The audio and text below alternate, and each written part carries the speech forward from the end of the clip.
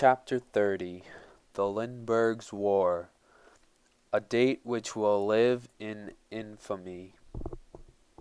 Charles sat glued to the radio. As news bulletins broke in and disastrous details emerged, he began to get a clear picture of what had happened. At 7:55 that morning, two waves of Japanese bombers had attacked the U.S. naval base at Pearl Harbor, Hawaii. Some 2,400 Americans had been killed and another 1,000 injured. Additionally, over 1,400 ships and 188 airplanes had been destroyed, making it the worst naval defeat in American history.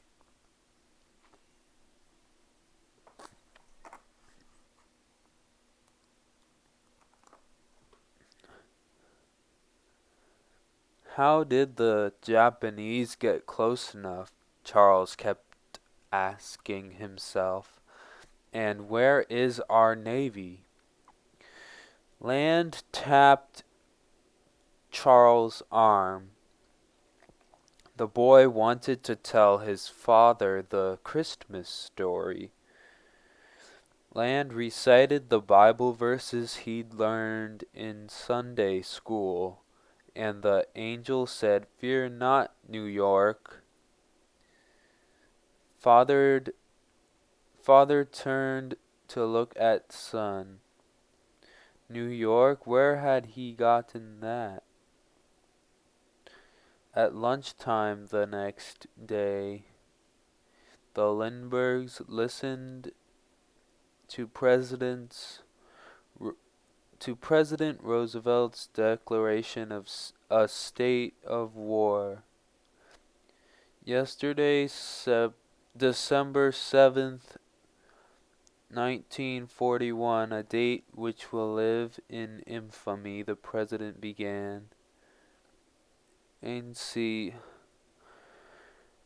high in her high chair, was kept quiet by being fed a single grape at a time. And when the shouting on the radio died down, Land, who'd been asked to play silently, tiptoed over, and more angels came. He whispered in his mother's ear, "Fear not." 4 days later, on December 11th, Germany and its ally Italy declared war on the United States.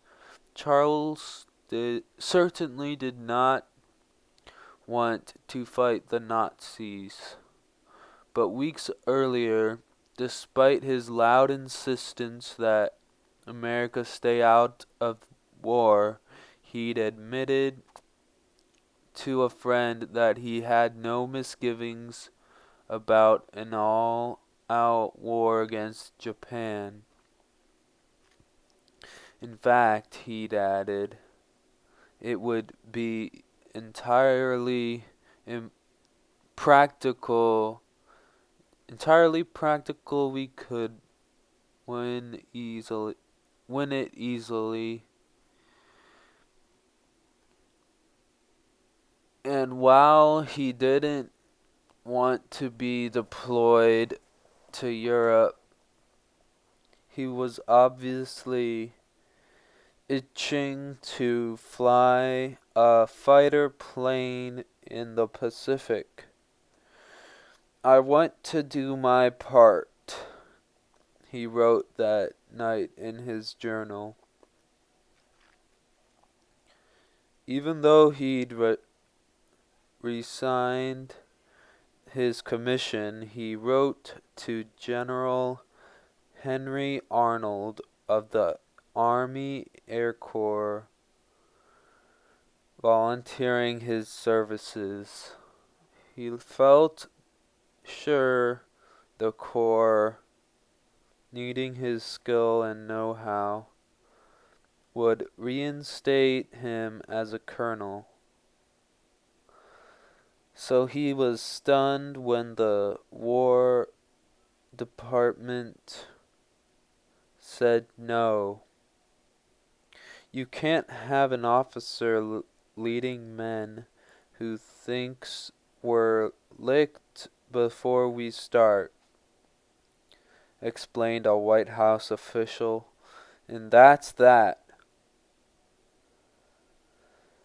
Charles turned to the commercial airlines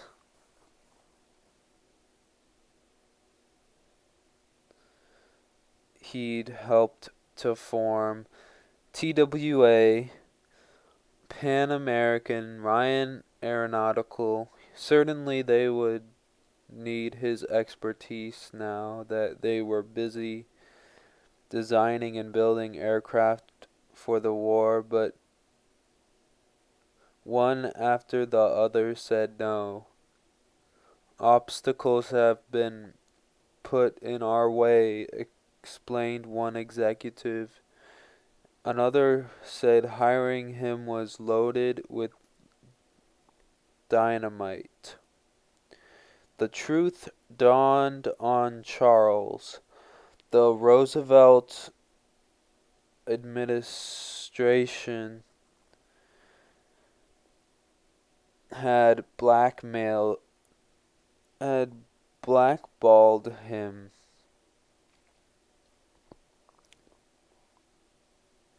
Now he hung around the house, writing letters to people in hopes of rustling up an opportunity. Nobody would hire him.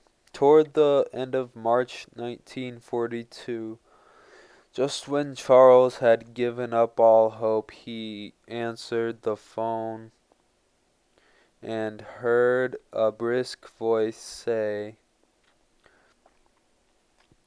"Henry Ford wants to talk to you about assisting him with the bomber factory." Away and at home, if there was one man capable of defying Franklin Roosevelt, it was Henry Ford. Despite Ford's vocal support of isolationism, as well as his rabid anti-Semitism, the government needed him, or rather, it needed his factories, including 3 main ones in Detroit and 60 branches across the country.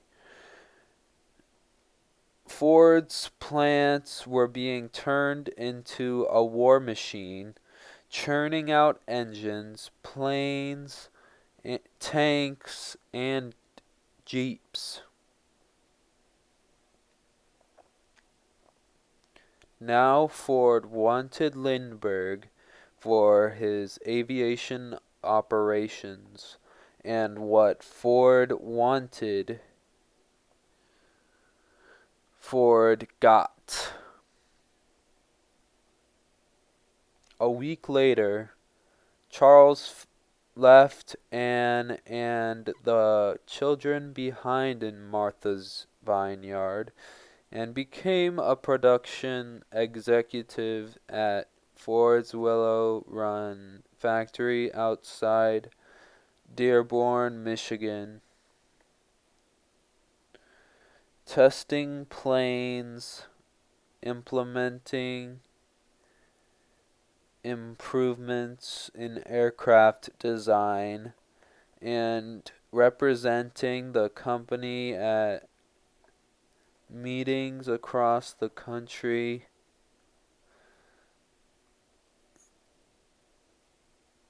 The plant 3 square miles of factories, plus hangars and runways, worked around the clock to churn out Ford's quota of one B-24 Liberator bomber an hour.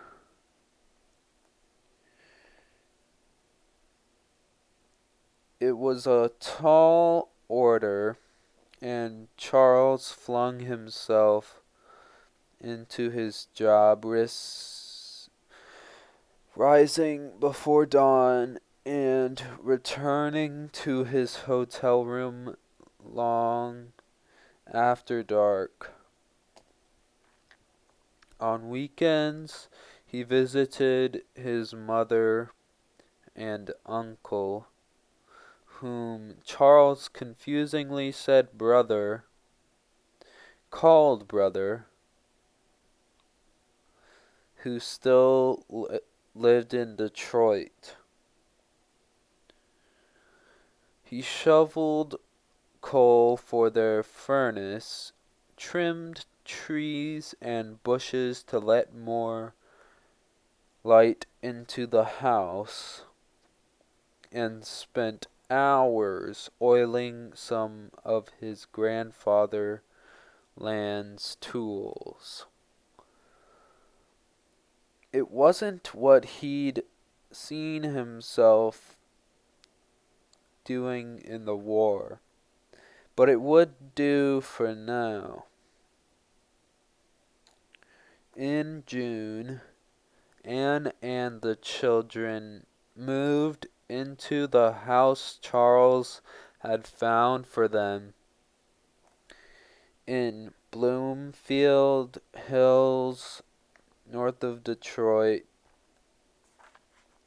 with its satin upholstery, pink, green, and gold wallpapers, and formal manicured yard. It didn't suit either of their tastes, but it was big. 4 bedrooms and 3 acres, and given the housing shortage caused by the war, they felt lucky to have it. Still, it made Anne giggle the first time she stepped over the threshold. "Very Hollywood," she exclaimed. It would be a summer of both sorrow and joy.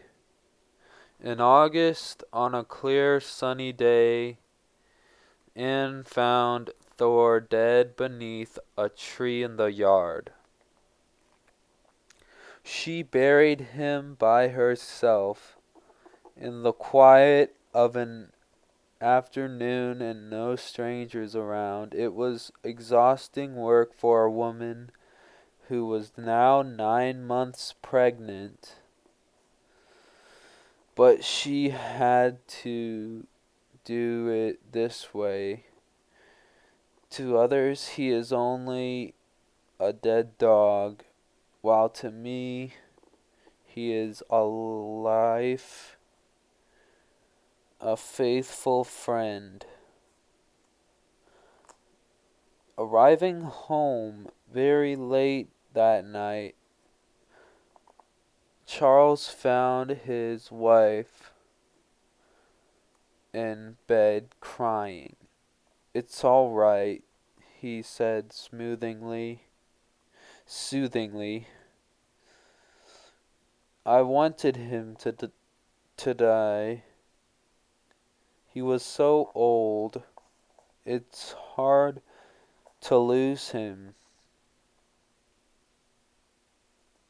Although Anne had never seen Charles cry, over his murdered son, he now allowed a tear to slip down his cheek. Later he wrote in his journal, "There is a great empty, lonely feeling in the places Thor used to be."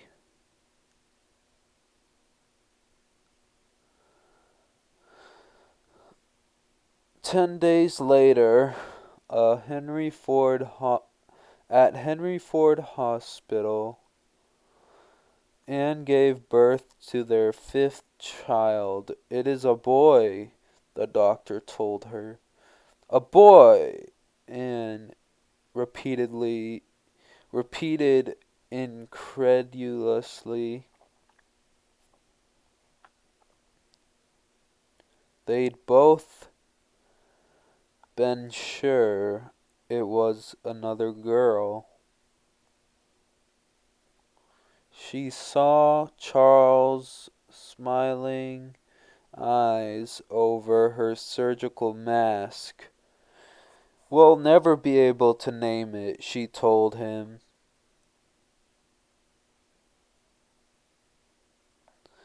And indeed, it was almost Christmas before they put a name on the baby's birth certificate. They called him Scott, a name that had been in the Land family for 2 generations. In September, Charles heard about a new field of aviation research: high-altitude flying. The latest innovations in aircraft allowed planes to reach 40,000 feet, but could a pilot fly at that altitude without passing out? Civilian doctors at the Mayo Clinic in Rochester, Minnesota, were conducting experiments to find out. Still fascinated by medical science, Charles offered himself up as a test subject. For 10 days that month, Charles climbed into a pressurized steel cylinder, strapped himself into a high-backed chair, and covered his nose and mouth with an air mask. The chamber was set to equal the pressure inside a plane flying at 40,000 feet.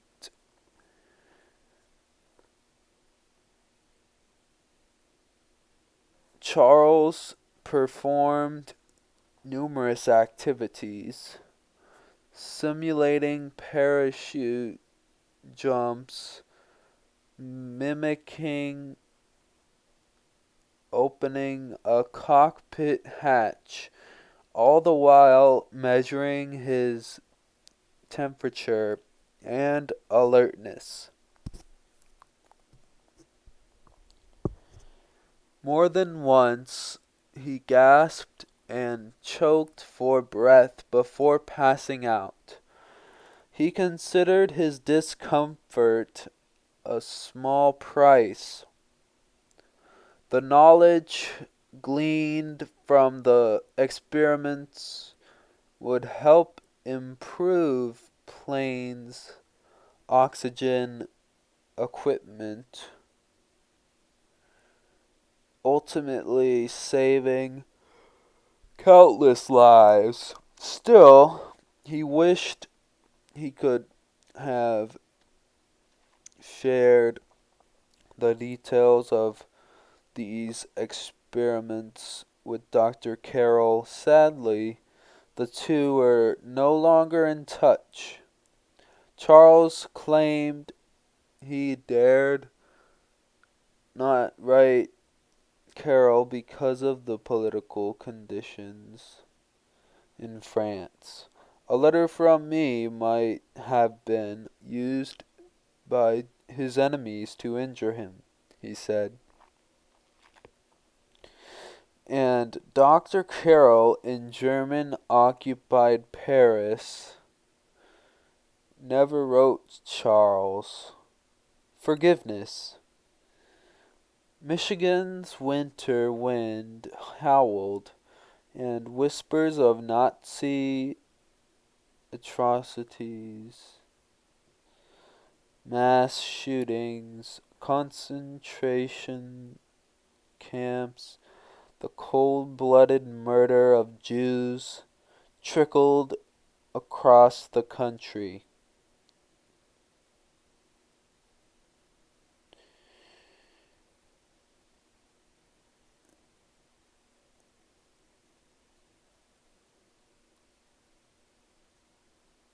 Anne recoiled from the rumors, but Charles seemed unperturbed.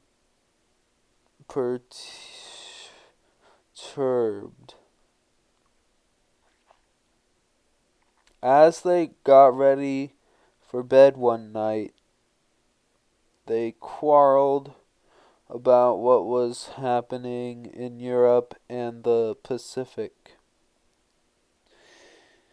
He defended the human suffering that inevitably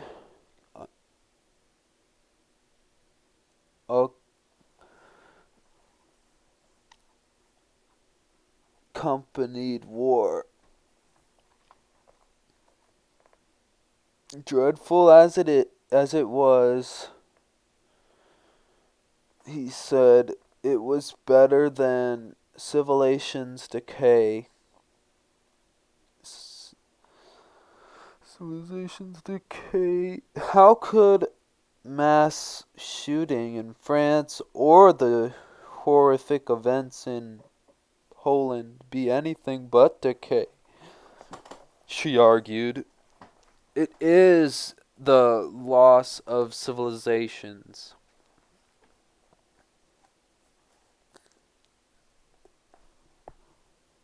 No, he replied calmly. Suffering and loss are necessary parts of rebirth.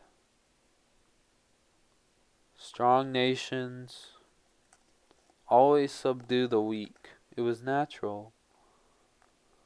Like in Dr. Carroll's Mausery.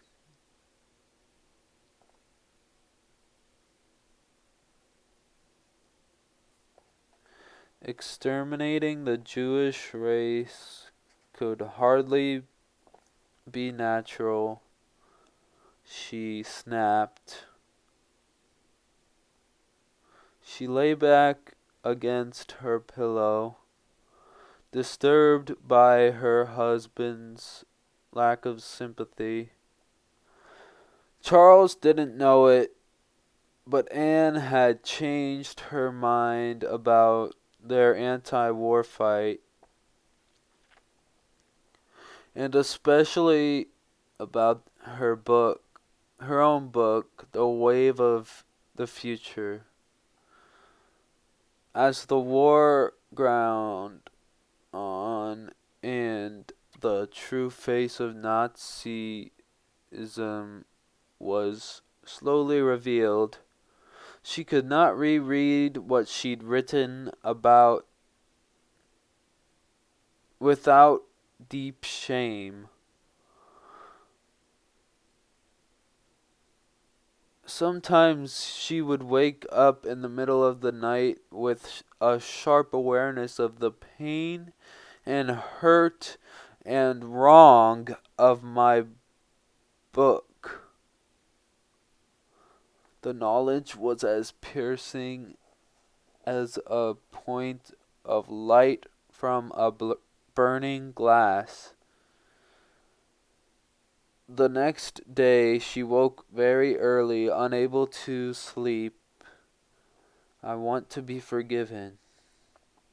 he said into the darkness. For what and by whom? He replied, I don't know by whom,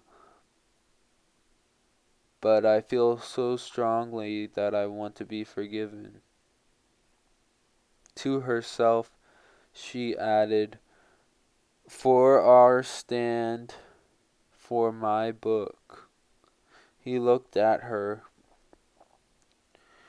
If you want to be forgiven, then you are forgiven. But after Charles had rolled over and gone back to sleep, Anne found herself whispering a prayer that she repeated often these days. Help me to live right. Spiritual discoveries at 41,000 feet. As winter snows thawed and the spring of 1943 bloomed, Charles began to realize that a German victory was far from certain. This worried him, since he still believed a Russian-dominated Europe would be far worse than a German-dominated one, no matter that the Soviet Union was an American ally. Charles continued to lump the country in with the enemy. He was busy testing B-24 bombers and P-51 Mustangs. For weeks, he put the new aircraft through rigorous exercises, searching for design flaws and creating emergency procedures. He put himself through rigorous paces too, updating his license to fly multi-engine planes, just in case he ever got to see action in the Pacific. One morning in October, Charles took up a P-47 Thunderbolt for a test flight. As he was descending from 41,000 feet, he felt a blackout approaching, a vagueness of mind and emptiness of breath. He recognized these symptoms. He was out of oxygen, and from his experiences in the altitude chamber at the Mayo Clinic, he knew he had about 15 seconds before he passed out. He had to drop down to where the air wasn't so thin, where he could breathe naturally. With his vision already fading and his mind losing focus, he shoved the stick forward and aimed the plane straight down. His plane went into a screaming dive, but Charles was only dimly aware of the sound. I'm blind, I can't see the dials. There are no more seconds left.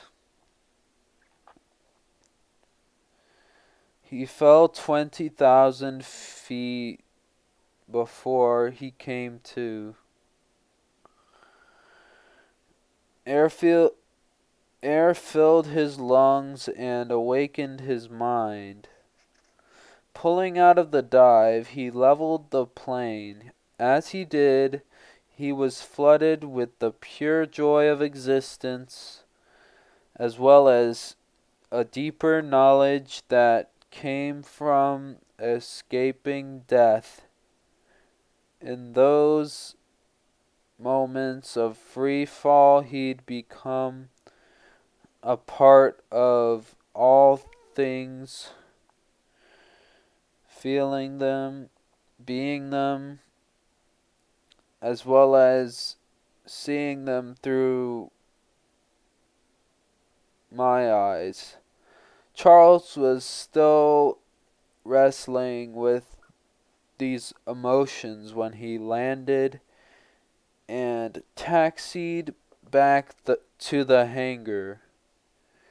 He glanced at the broken oxygen gauge and felt a sudden revulsion for needles, instruments, and readings. What fools men were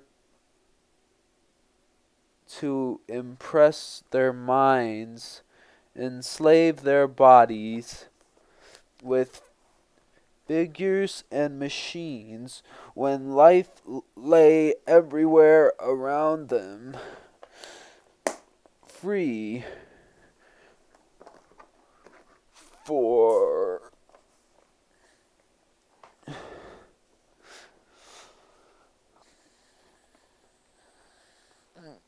the taking.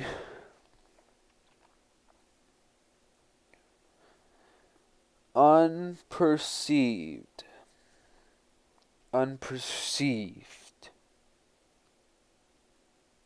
His mind took a leap. He saw it now. Really saw it. Just a few hours before, he had viewed the factory as a feat of engineering. He'd felt proud of the part he played in this scientific marvel. But now the assembly line and the bombers, stretching as far as the eye could see, seemed a terrible giant's womb giving birth to machines which were killing people by the thousands each day as they destroyed the culture of Europe. Inside were thousands of men and women sacrificing sunlit hours, home and family, shop and farm to serve this hellish monster.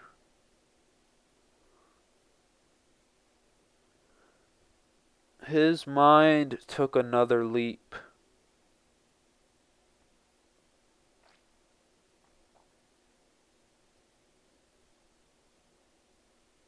The factory was nothing but a temple of the god of science at realized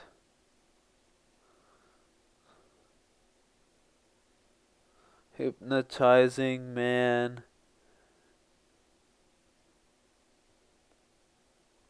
with its machines, dulling his senses with its knowledge, destroying its culture with its bombs. It blinded him from higher values. It separated him from God. All his life he had worshipped at this temple, but in those moments of the almost failed test flight, he'd learned that in worshipping science, man gains power but loses the quality of life. The war zone and the home front.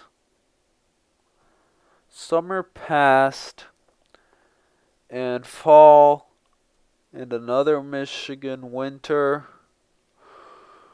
But with the spring of 1944 came the winds of change for the lone eagle.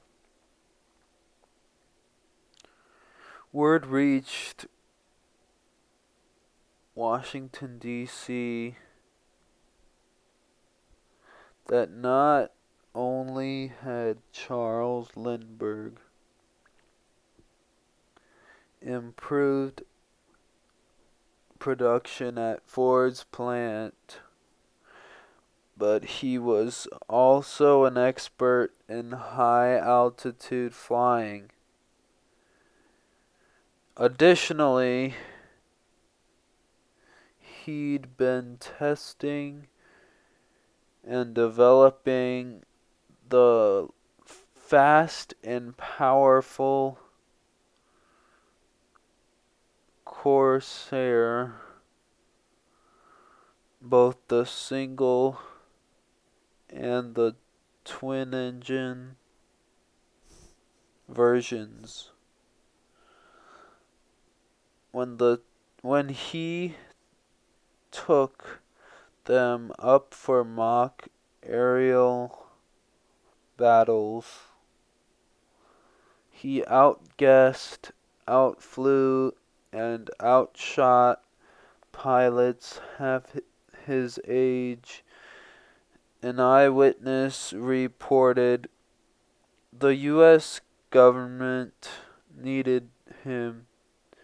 Despite their earlier position, they asked him to travel to the South Pacific and inspect Corsair operating bases in the combat zone. The military had been receiving conflicting reports about the fighter plane's performance. Charles would gather facts and make recommendations for improvements in design. Although he'd go as a civilian, they were not reinstating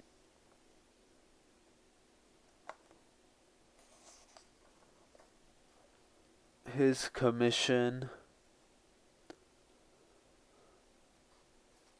He'd be required to wear a naval officer's uniform without any service rank or insignia. Under no circumstances would he be allowed to fight, and if he got captured, he would be a man without a country, protected by no international treaties. Charles didn't care about any of that. This was his chance to get to the front and maybe go to war against that yellow danger, the Japanese. It was a happy Charles Lindbergh who finally headed into the combat zone on April 24th, 1944. With him went a small canvas bag containing a waterproof flashlight, batteries, razor, soap,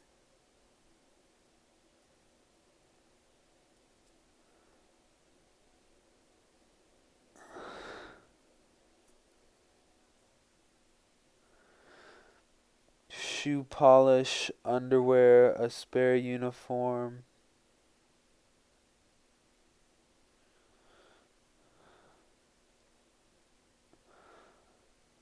and a pocket edition of the New Testament. Since I can carry only one book, and a very small one, that is my choice. It would not have been a decade ago, but the more I learn and the more I read, the less competition it has. The last thing Anne said to Charles as he headed out the front door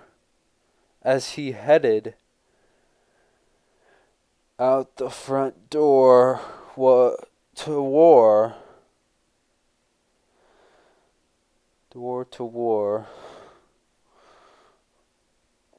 was, "Don't forget your lunch." Nevertheless, he went off, leaving it on the hall table. Once he was gone, Anne became head of the household. She learned how to keep the accounts and deal with the gas cards and ration books. And when Land heard a strange noise one night, she investigated it. But with 4 children underfoot, she needed help. Luckily, there was Hilma, who scrubbed and vacuumed, as well as a cook who kept them all fed. Because, remarked Anne, I am very stupid at it.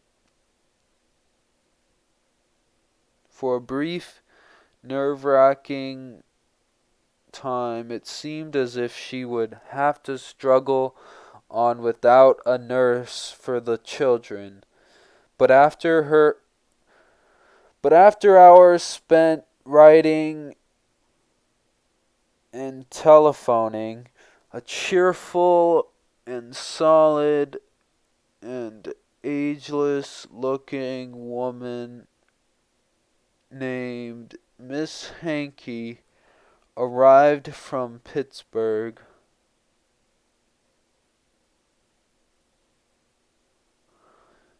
Anne liked her immediately.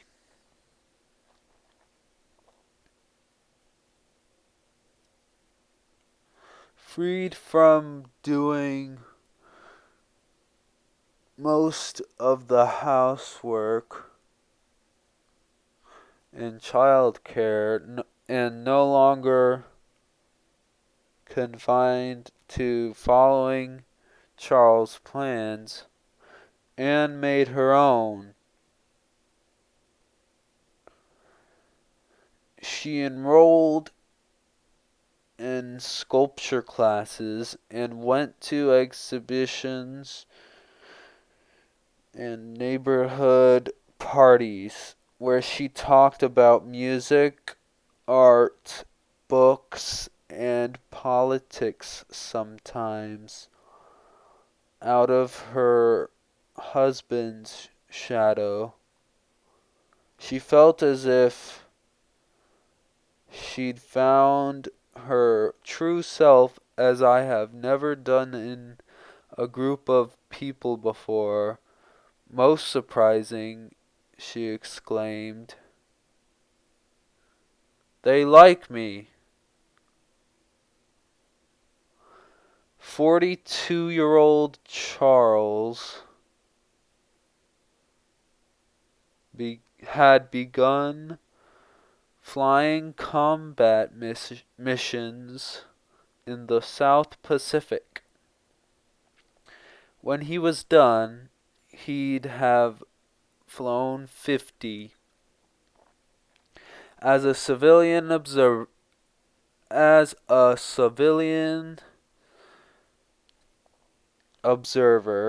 his doing so was strictly against the rules, but the top brass looked the other way.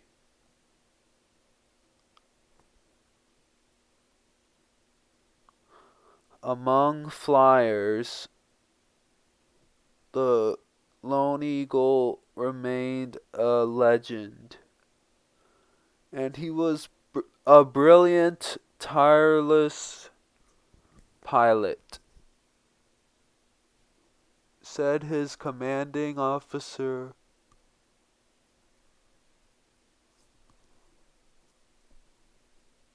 He dive bombed enemy positions, sank barges, and patrolled our landing forces.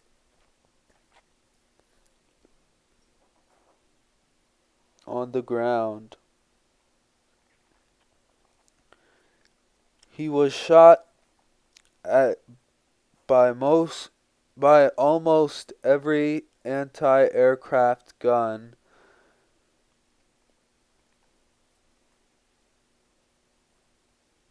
the Japanese had in New Guinea.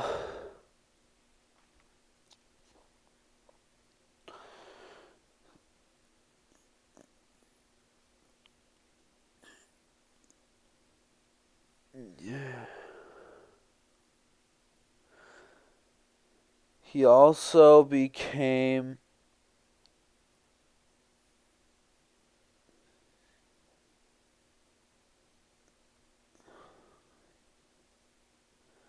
an expert bombardier.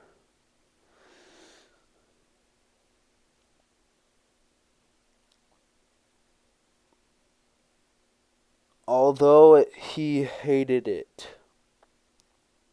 You press a button and death flies out, he said. Ground crews soon noticed he always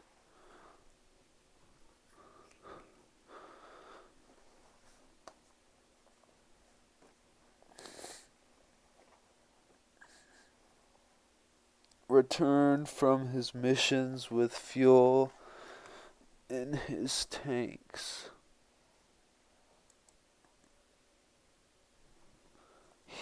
His commanding officer asked how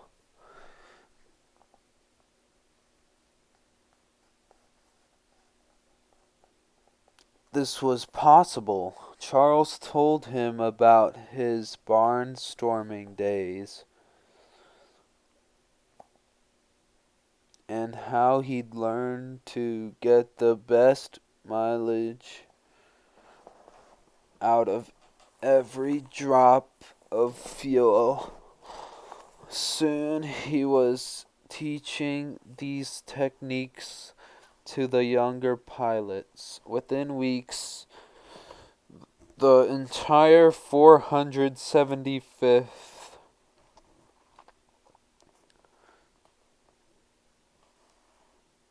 Fighter Group was stretching their 6-hour missions to 10 hours, allowing them to penetrate deeper into enemy territory than the Japanese ever expected. In August, Charles sent Anne a snapshot. Standing in his flak jacket beside four pilots half his age, he smiled broadly, as he seldom did, directly into the camera. It was like the old days, he wrote in the accompanying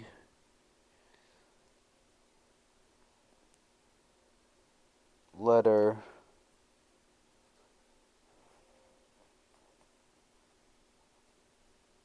The days of barnstorming and flying the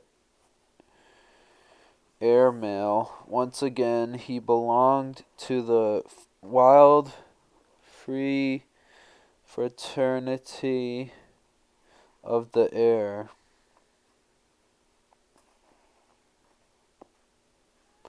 On June 6th, 1944,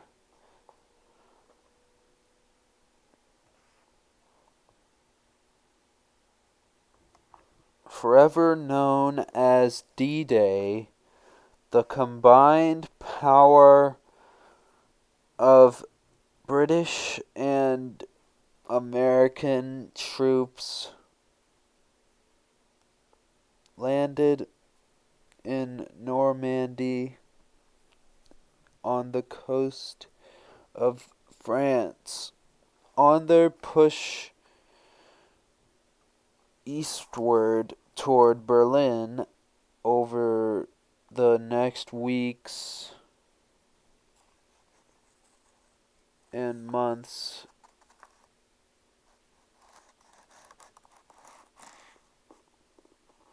they liberated Paris,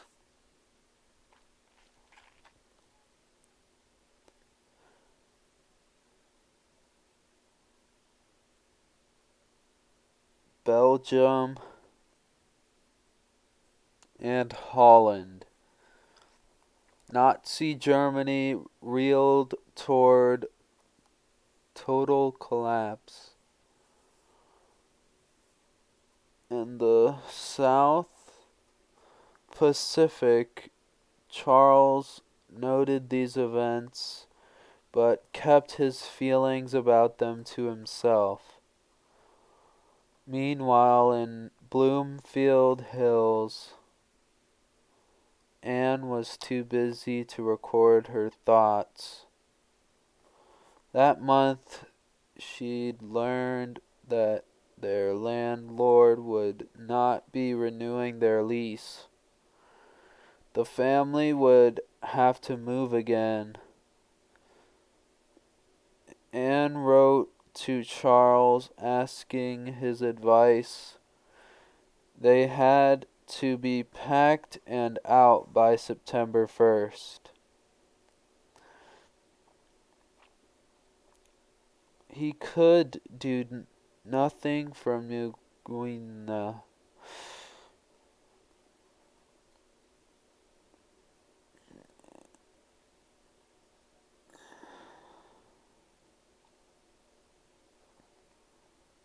He replied,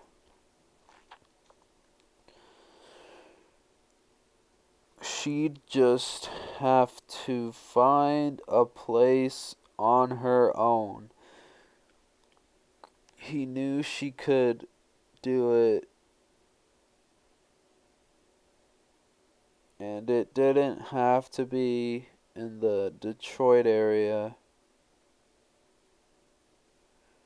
He wasn't returning to the Ford factory, so she was free to pick a home anywhere she wanted.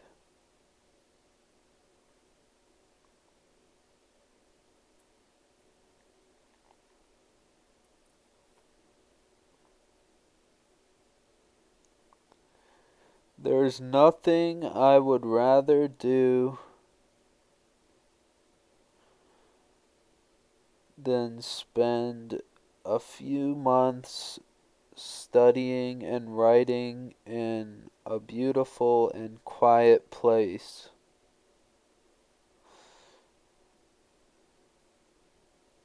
He wrote, with 4 children and doubted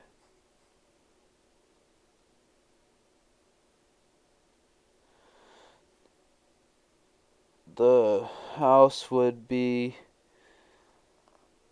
very quiet, though she could probably find something beautiful. By August, she'd rented a place in Darien, Connecticut, that looks rather like us and has apple trees and a brook for the children and lots of room for John's goldfish and cocoons. Planning, packing, train tickets, busyness, goodbyes. She regretted leaving all the friends.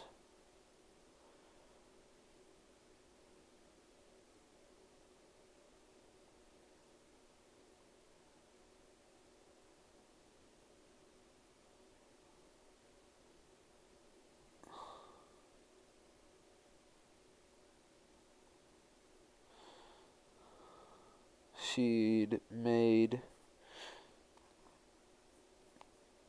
her own friends. She felt, she said, snatched away.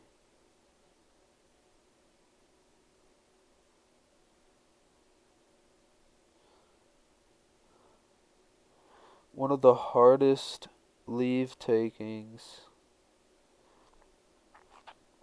was from Evangeline. Charles' mother had enjoyed her time with the family. Now frail and so gallant, she and brother waved goodbye from the driveway and felt she could hardly bear it. In the middle of all this, at the end of August, Anne opened the newspaper to find a brief paragraph in the Detroit Free Press. That month, Paris had been liberated, and the recently reinstated French government had turned the city's Palais des Sports into a detention camp for civilians accused of collaborating with the Germans. One of those arrested was Dr. Carroll. September 1944. The transport plane rose over the base in Honolulu, and above broken cumulus clouds, Charles sat in the last seat in the tail. Reclining as much as possible, he folded his hands behind his head. In just a few days, he'd be with his family again.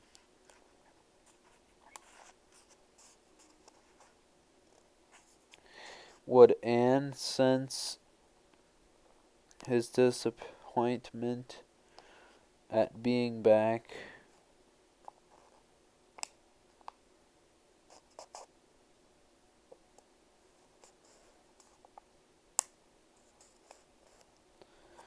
He longed to stay